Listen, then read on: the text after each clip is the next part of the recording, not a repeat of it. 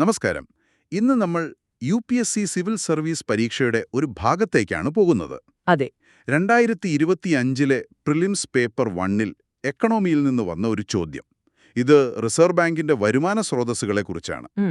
ഇത് എന്താ പറയുക, നേരിട്ട് ഉത്തരമറിയുന്നതിനേക്കാൾ നമ്മുടെ കയ്യിലുള്ള അറിവ് വെച്ച് കുറച്ച് ലോജിക് ഉപയോഗിച്ച് പിന്നെ എലിമിനേഷൻ ടെക്നിക്കൊക്കെ വെച്ച് എങ്ങനെ ആൻസറിലേക്ക് എത്താമെന്ന് നോക്കുന്നൊരു ചോദ്യമാണ്. ശരിയാണ്.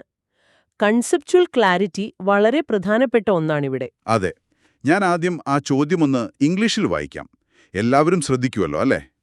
വായിക്കൂ. ചോദ്യം ഇതാണ്: which among the following constitute the sources of income for the reserve bank of India RBI? 1. Buying and selling of government bonds. 2. Buying and selling of foreign currencies. 3. Pension fund management. 4. Lending to private companies. 5. Printing and distribution of currency notes. Select the correct answer using the code given below. A. 1 and 2 only. B. 2, 3 and 4. C. 1, 3, 4 and 5. D. 1, 2 and 5. Okay, അപ്പോൾ ചോദ്യം കേട്ടല്ലോ. നമുക്കിതൊന്ന് ഓരോന്നായിട്ട് നോക്കാം അല്ലേ? തീർച്ചയായും. ഈ ചോദ്യം ശരിക്കും RBIയുടെ ഫങ്ഷൻസ്, അതിന്റെ പ്രവർത്തനങ്ങൾ നിങ്ങൾക്ക് എത്രത്തോളം മനസ്സിലായിട്ടുണ്ട് എന്നളക്കാനാണ്. വെറുതെ കാണാപാഠം പഠിച്ചതുകൊണ്ട് കാര്യമില്ല. ശരി. അപ്പോൾ ആദ്യത്തെ സ്റ്റേറ്റ്മെന്റ്, സർക്കാർ ബോണ്ടുകൾ വാങ്ങുകയും വിൽക്കുകയും ചെയ്യുക, അതായത് ഗവൺമെന്റ് ബോണ്ട്സ്. ഇത് RBIയുടെ ഒരു വരുമാന മാർഗമാണോ? നമ്മൾ ഓപ്പൺ മാർക്കറ്റ് ഓപ്പറേഷൻസ് എന്നൊക്കെ കേട്ടിട്ടുണ്ടല്ലോ. അതെ അതെ, അത് വളരെ ശരിയാണ്. RBI ഗവൺമെന്റ് സെക്യൂരിറ്റികൾ കൈവശം വെക്കുമ്പോൾ അതിന് പലിശ കിട്ടും. പലിശ. അതുപോലെ ഈ ബോണ്ടുകൾ മാർക്കറ്റിൽ വാങ്ങുകയും വിൽക്കുകയും ചെയ്യുമ്പോൾ വിലയിൽ വ്യത്യാസം വരാലോ. വരും, തീർച്ചയായും. ആ വ്യത്യാസത്തിൽ നിന്നും ലാഭം നേടാൻ പറ്റും. അപ്പോ സ്റ്റേറ്റ്മെന്റ് 1 അത് ഉറപ്പായും RBIയുടെ ഒരു വരുമാന സ്രോതസ്സാണ്. ഓക്കെ, അപ്പോൾ ഒന്ന് ശരിയാണ്. ഇനി രണ്ടാമത്തേത്, വിദേശ കറൻസികൾ വാങ്ങുകയും വിൽക്കുകയും ചെയ്യുക. ഫോറക്സ് റിസർവ് ഒക്കെ മാനേജ് ചെയ്യുന്നത് RBI ആണല്ലോ. അതെ, അതും ശരിയാണ്. ഇന്ത്യയുടെ ഫോറക്സ് കരുതൽ ശേഖരം, അതായത് ഡോളർ, യൂറോ ഒക്കെ, അത് മാനേജ് ചെയ്യുന്നത് RBI ആണ്. അപ്പോ ഈ വിദേശ കറൻസികളിലും അതുപോലെ ഫോറിൻ ബോണ്ടുകളിലുമൊക്കെ ഇൻവെസ്റ്റ് ചെയ്യുമ്പോൾ അതിൽ നിന്നും പലിശ കിട്ടും.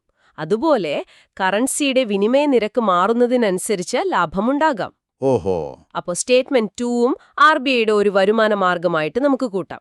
ശരി. അപ്പോൾ 1ഉം 2ഉം ശരിയാണ്. അങ്ങനെ വരുമ്പോൾ ഓപ്ഷനുകളിലേക്ക് നോക്കിയാൽ അവിടെയാണ് എലിമിനേഷൻ വരുന്നത്. 1ഉം 2ഉം ഒരുമിച്ചില്ലാത്ത ഓപ്ഷൻ ഏതാണ്?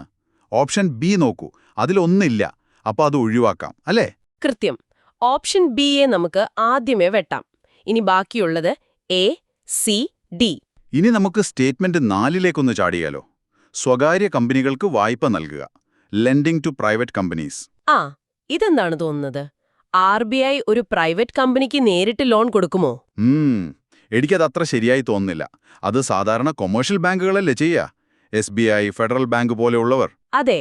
RBIയെ നമ്മൾ ബാങ്കേഴ്സ് ബാങ്ക് എന്നല്ലേ പറയാറ്? ബാങ്കുകളുടെ ബാങ്ക്. എക്സാക്ട്ലി, അതാണ് point.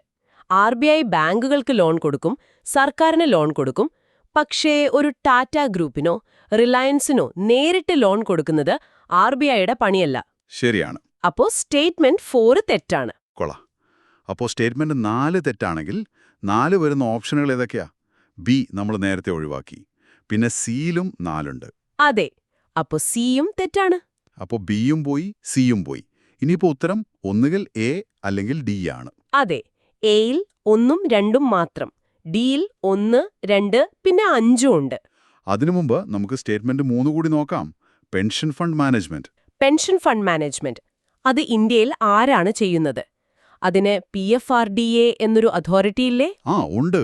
Pension fund regulatory and development authority. അതെ, അവരാണ് പെൻഷൻ ഫണ്ടുകൾ നോക്കുന്നത്. അത് RBIയുടെ ഒരു പ്രധാനപ്പെട്ട വരുമാന സ്രോതസ്സോ അല്ലെങ്കിൽ ഒരു പ്രധാനപ്പെട്ട ഫംഗ്ഷനോ അല്ല. അപ്പോൾ സ്റ്റേറ്റ്മെന്റ് 3 തെറ്റാണ്. ശരി. അപ്പോൾ 3 തെറ്റാണെന്ന് ഉറപ്പിച്ചു. അത് വെച്ചും ഓപ്ഷൻ സി തെറ്റാണെന്ന് വീണ്ടും ഉറപ്പിക്കാം. ഇനി നിർണായകമായ സ്റ്റേറ്റ്മെന്റ് 5ാമത്തത്. സ്റ്റേറ്റ്മെന്റ് 5, കറൻസി നോട്ടുകൾ അച്ചടിച്ച് വിതരണം ചെയ്യുക. Printing and distribution of currency notes. Currency അടിക്കാൻ RBIക്ക് ചെലവല്ലേ? അതെങ്ങനെ വരുമാനമാകും? ഇതൊരു രസകരമായ കാര്യമാണല്ലോ. അതെ, ഇത് പലർക്കൊരു സംശയമുണ്ടാക്കുന്ന കാര്യമാണ്. പക്ഷേ ഇവിടെ ഒരു എക്കണോമിക് കൺസെപ്റ്റ് ഉണ്ട്. ഓക്കെ. ഉദാഹരണത്തിന് ഒരു 2000 രൂപ നോട്ടടിക്കാൻ RBIക്ക് ചിലപ്പോഴോ 3 രൂപയോ 4 രൂപയോ ഒക്കെ ചെലവ് വരൂ. ഓഹോ, അത്രേ ഉള്ളൂ. അതെ, അതിന്റെ പേപ്പറും മഷിയും അച്ചടിയുമെല്ലാം കൂടി. പക്ഷേ ആ നോട്ടിന്റെ മുഖവില, ഫേസ് വാല്യൂ എത്രയാണ്? 2000 രൂപ. അതെ. അപ്പൊ ഈ 2000 രൂപയും അതുണ്ടാക്കാനുള്ള ചെലവായ 4 രൂപയും തമ്മിലുള്ള വ്യത്യാസമില്ലേ? ഉണ്ട്. ഏകദേശം 1996 രൂപ. ആ വ്യത്യാസം, അതാണ് RBIയുടെ ഒരു വരുമാനം. അതിനെ സീനിയോറേജ് എന്നു പറയും. ഇത് ലോകത്തുള്ള എല്ലാ സെൻട്രൽ ബാങ്കുകൾക്കുമുള്ള ഒരു വരുമാന മാർഗമാണ്. ഓ, അപ്പൊ അതാണ് കാര്യം. സീനിയറേജ്. കൊള്ളാം, പുതിയൊരു വാക്ക് പഠിച്ചു. അപ്പോൾ സ്റ്റേറ്റ്മെന്റ് 5 ശരിയാണ്. അതെ, സ്റ്റേറ്റ്മെന്റ് 5 ശരിയാണ്. അങ്ങനെ വരുമ്പോൾ ശരിയായ സ്റ്റേറ്റ്മെന്റുകൾ 1, 2, പിന്നെ 5, ഇത് മൂന്നും വരുന്ന ഓപ്ഷൻ ഡി ആണ്. കൃത്യം. അപ്പോൾ ഉത്തരം ഓപ്ഷൻ ഡി ആണ്. കണ്ടില്ലേ, നമ്മൾ RBIയുടെ വരുമാന സ്രോതസ്സുകൾ എന്ന പേരിൽ ഒരു ലിസ്റ്റ് ഒരുപക്ഷെ പഠിച്ചിട്ടുണ്ടാവില്ല. ഇല്ല. പക്ഷേ RBI എന്തൊക്കെ ചെയ്യുന്നു, അതിന്റെ ഫങ്ഷൻസ് എന്തൊക്കെയാണ് എന്ന് നമുക്ക് ധാരണയുണ്ടെങ്കിൽ കുറച്ച് ലോജിക് ഉപയോഗിച്ച് നമുക്ക് ഉത്തരത്തിലെത്താൻ പറ്റി. ശരിയാണ്. ഇതാണ് UPSC എക്സാം ആവശ്യപ്പെടുന്ന ആ ഒരു കൺസെപ്ച്വൽ ക്ലാരിറ്റി, അല്ലേ? അതെ അതെ. വെറുതെ ഫാക്ട്സ് പഠിക്കുന്നതിനപ്പുറം കാര്യങ്ങൾ മനസ്സിലാക്കി പഠിക്കുക, അതാണ് പ്രധാനം. തീർച്ചയായും. ഇത്തരത്തിൽ ആശയങ്ങൾക്ക് പ്രാധാന്യം നൽകി മലയാളത്തിൽ തന്നെ UPSC സിവിൽ സർവീസ് പരീക്ഷയ്ക്ക് പഠിക്കാൻ ആഗ്രഹിക്കുന്ന കേരളത്തിലെ വിദ്യാർത്ഥികൾക്കായി ലേണേഴ്സ് IAS വളരെ നല്ല ക്ലാസുകൾ നൽകുന്നുണ്ട്. ഓക്കെ. ഇതുപോലുള്ള സങ്കീർണമായ വിഷയങ്ങളൊക്കെ വളരെ ലളിതമായിട്ട് മനസ്സിലാക്കാനും പരീക്ഷയെ ആത്മവിശ്വാസത്തോടെ നേരിടാനും അവരുടെ ക്ലാസുകൾ തീർച്ചയായും നിങ്ങളെ സഹായിക്കും. വളരെ നല്ല കാര്യം. അപ്പോ നമുക്ക് നാളെ ഇതുപോലെ മറ്റൊരു ചോദ്യവുമായി വീണ്ടും കാണാം. അതുവരെ നിങ്ങൾ എന്തു ചെയ്യണം?